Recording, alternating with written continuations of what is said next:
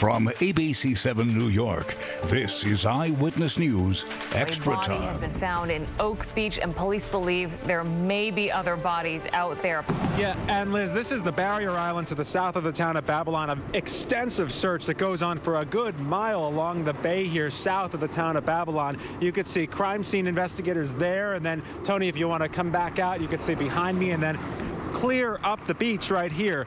There are multiple outposts here where they're right now sifting through the sand and looking for human remains. We know right now that they can confirm in the last couple of days they have found 2 bodies. We believe skeletal remains, one on Saturday, one today, and we're told possibly more. There sure were more. It's hard to imagine, surreal in fact, that it's been 12 and a half years since I stood on the beach in the bitter cold. That was December of 2010. Now here we are in July of 2023, and I'm standing in front of the home of a suspected serial killer. I'm Josh Einiger, live in Massapequa Park, Long Island. This is Eyewitness News Extra Time. We're glad you're joining us for this special edition of our streaming show tonight, when we are talking about the Gilgo Beach serial killer, the Gilgo Beach murders. 10 sets of human remains which were discovered in gruesome fashion along the Ocean Parkway, which spans between Jones Beach and Robert Moses State Park 13 years ago practically now.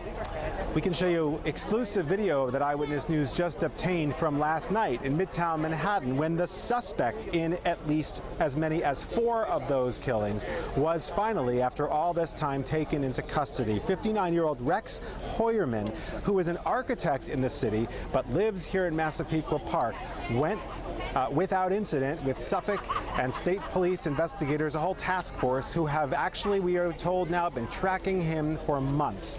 Mugshot now, as he was booked into the Suffolk County Jail. He was arraigned on murder charges involving 3 of the Gilgo victims, and a 4th is likely as well. Eyewitness News reporter Stacey Sager was in court for Heuermann's first appearance today. He was taken to court this afternoon and said nothing to reporters. But Rex Heuermann did tell his defense attorney he denies all the charges. The only thing I can tell you that he did say as he was in tears was, "I didn't do this." But local, state, and federal authorities on Long Island outlining today years of quiet evidence collection leading to an indictment against Sherman for at least 3 Gilgo murders, that of Melissa Barthelemy, Megan Waterman, and Amber Costello. And they say Rex Heuermann is likely to be charged in a 4th, the murder of Maureen Brainard Barnes. The pattern? All the women were bound at the head, at the midsection, or at the chest, and later at the legs. They were bound by burlap. The burlap was camouflage burlap used to hide, purposely hide the bodies. The indictment against him reading like a movie thriller, saying Heuermann used at least 7 burner phones he would toss after his alleged crimes, but not before taking selfies like these to find his victims. Federal investigators were tracking the cell phone activity to 4 separate towers around the area of Massapequa Park, where they converged today. But they say Sherman was positively ID'd back in March of 2022. First, after a witness described him, then a description matching his Chevy pickup truck, then data listing his address in the so-called box. Here, Massapequa Park, where all the cell calls were being traced. Rex Heuermann is a demon that walks among us, a predator that ruined families.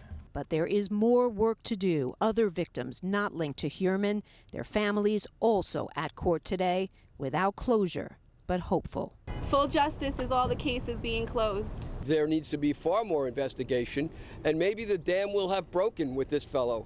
And remember, there are at least 6 other Gilgo victims. Investigators have long believed there could be more than one killer.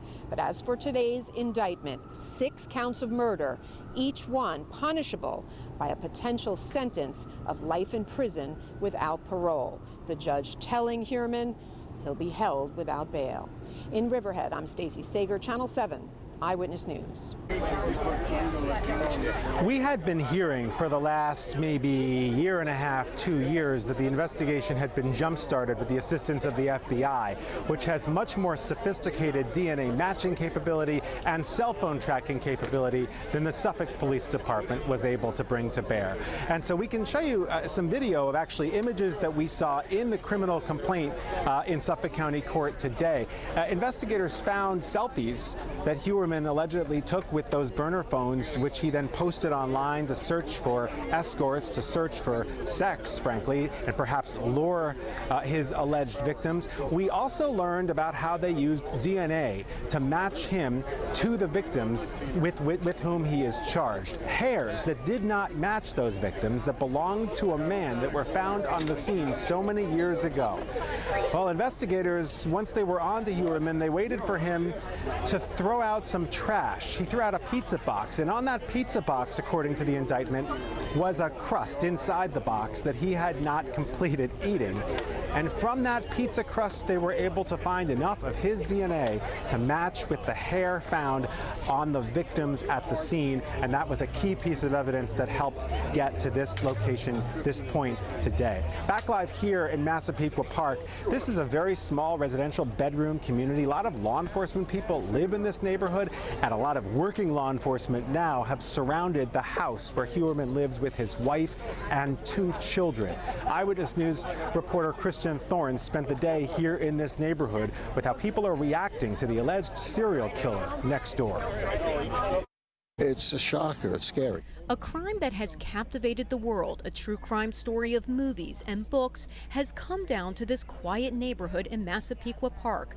Neighbors still can't believe one of the suspected Gilgo Beach killers was living among them. Oh my God, I think I know who it is. The crowds only grew throughout the day, from neighbors to people from all over Long Island who wanted to get a glimpse of Rex Heuermann's house. They saw the investigators in hazmat suits, a car being towed out of Heuermann's driveway, and something else hidden under a large tarp. It was like watching a movie. And for those who have been armchair detectives on this case for years, it's a day they never thought they would actually see. I saw it on Facebook this morning, and I was at work, and I was just like, listen, I got to take some personal time. I got to go down here because this is a big case. Shocked, but you know, we got to see how it plays out too. We're talking about the Gilgo 4, so you all know that's not the end of the story, right? We still got the Manorville stuff. We still got a lot of the, you know, the other victims. And yet he is correct. While we know that Rex Heuermann is considered a suspect in several of these murders, he is not in all the other human remains that have been found at Gilgo Beach throughout the years. So the mystery around this case will continue. In Massapequa Park, I'm Kristen Thorne, Channel 7 Eyewitness News. And that's a key point that Kristen just made there. There were, in the end, actually 10 sets of human remains discovered along the Ocean Parkway. And very early on, investigators, and we could show you video from back then when we were there watching them search both sides of the parkway. Early on, investigators were telling us they believed this was the work of at least 2 different, distinct people. That's because one set of human remains, actually the remains found first, were basically completed sets of remains wrapped in burlap.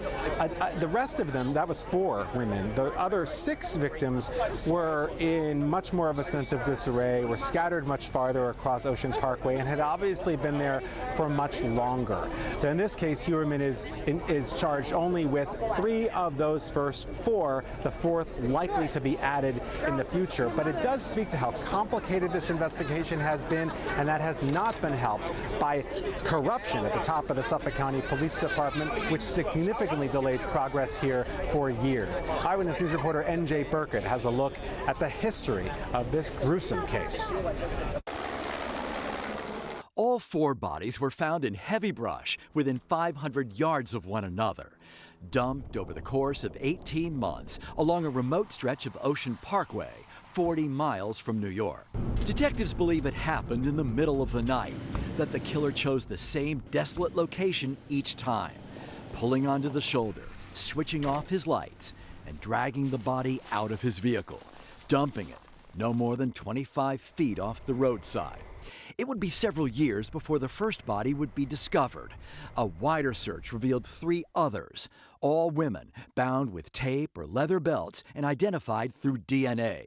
All had disappeared between 2007 and 2010. In the months that followed, more bodies would be recovered in the brush farther west, a total of 8 women, a man and an infant. Prosecutors have charged Rex Heuermann for the murders of Melissa Barthelemy, Megan Waterman, and Amber Costello, all sex workers, and investigators say he is the prime suspect in the murder of the 4th, Maureen Brainerd Barnes. Investigators say the technology and the expertise of the FBI are what cracked the case. ABC News contributor Rich Frankel is a former FBI special agent in charge. What do you think investigatively made the difference, Rich? So I think it was the analytics and the forensics. But for years, the FBI was kept out of the case. Frankel blames former Suffolk Police Chief James Burke, who was later indicted and convicted in an unrelated corruption case. He was, I think, the biggest hindrance to bringing the FBI in. We had asked to go in, and we were denied. Do you think this case could have been solved sooner? I don't know if the case could have been solved sooner, but I think there could have been a lot more movement on the case sooner. They did assist in trying to locate other bodies in that area. So there was some work being done, but the problem was that once we did the work and handed it over to the Suffolk DA, we never got it back. N.J. Burke at Channel 7, Eyewitness News. And for more on this landmark case, we have a very important guest. Bob Boyce was the chief of detectives at the NYPD. He's now an ABC News contributor. Bob, thanks so much for joining us. It's good to talk to you. Good to be here, Josh. Thank you. So, and we're on a bit of a delay because we're both out of the studio, so everyone forgive that. But I'm curious what your first reaction was when you woke up this morning and you heard the news. Was this a surprise to you that they finally made this amount of progress?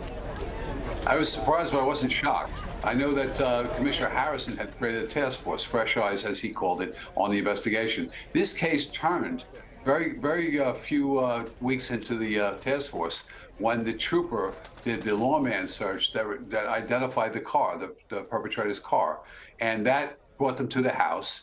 They identified some more information on the car itself. There's an ornamentation on the car. So they had their name early on. Now you build a case around that. They had a subject and they moved forward on it. Great job by the commissioner. Great job by the task force. Kudos to them. Now I'm wondering, that house behind you, Josh, I have a little concern about that too. Where did this man commit the crimes? Where did he bind these women up? That's my point when I look behind the house behind you. Because it's a great question, Bob, because one of the things that we learned in the criminal complaint today is that they have cell phone records that show that the suspect's wife was out of town at the times that he was involved with the women who ended up dead on the side of Ocean Parkway. So would that be would that be a reason why they've been there all day? They're looking for forensic evidence, and how long would that potentially last? It's been 12, 13 years. It's different. It's my point exactly. That where did this happen? He met them. The burner phones were key information that helped to the FBI. But that trooper's thing, get him to that front door, that individual, getting that car back. And looking at there. So they'll take their time. They're going to look to see if there's all of his accounts, what he bought online. This man led a secret life, and you have to really expose that secret life with all these things he was doing, especially those purchases that forwarded this, the burner phones, how he taped people up to burlap. That's all key stuff here. See what they find in that house in the next couple of days. Do they need physical evidence of a crime, of a homicide, to make this case? Or in your opinion, from what you've seen, do they already have a good enough case against him? Josh, when you pile all this evidence together, it becomes compelling. Who else could have done it? And look, you're going to expose his secret life and what he's done. Now, he's already been indicted, so he has an absolute right to cancel. You can't talk to him. But there's enough evidence here that's gone forward. This has been over a year since I identified him. So they've had a long time to put this case together, and they did a really good job. And they brought everybody to bear on this individual.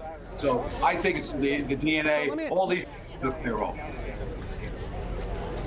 Right, I'm sorry to interrupt you. We're on this bit of a delay, but let me ask you about that long time. You know, you obviously were in the Detective Bureau at the NYPD. You had a part of this case because one of the victims was from the Bronx. You know, there's well-documented, you know, dysfunction that for years hampered this investigation at Suffolk County. And I guess I'm curious, from everything you know about how this works and how it worked when Chief Harrison, Commissioner Harrison, got involved. If this had happened, I mean, this is right on the county line, if this had all happened, if the discoveries had been made in Nassau County, would it have taken this long? It's hard to say, but I'll tell you, that lawman search has been around a long time. You had an eyeball on the perpetrator's car, or what could have been the perpetrator's car. So that should have been forwarded much more quickly than it was. And there's a lot of things. Technology changes. Those burner phones, the DA said there was 7 of them. You have to really track that down. You need the feds and their abilities, their data crunching abilities to solve cases. I've used them. I had never had a problem on calling the FBI and ask for help, and anybody else, the troopers as well. The more people you have in this fight, the better off you're going to be. Bob Boyce, retired Chief of Detectives of the NYPD. Always a pleasure to have you on. Thanks so much for helping us understand all of this. It's such a fascinating case. Be well, Judge. Thank you. And be careful with the people. Yeah, thank you. Will do. So so Bob Boyce offering us that insight. This has been a momentous day for people on Long Island, frankly, for true crime aficionados from around the world. This whole case became such an international spectacle. There were documentaries, there were movies, TV movies produced about this, and now there's been this seismic development and arrest in at least some of the victims who were found along Ocean Parkway near Gilgo Beach. Of course, there are 6 other victims who investigators believe were victimized, were murdered, were then dumped by someone entirely different from Rex Heuermann. So that investigation, of course, continues. And of course, the investigation, the Heuermann case, is only now just beginning.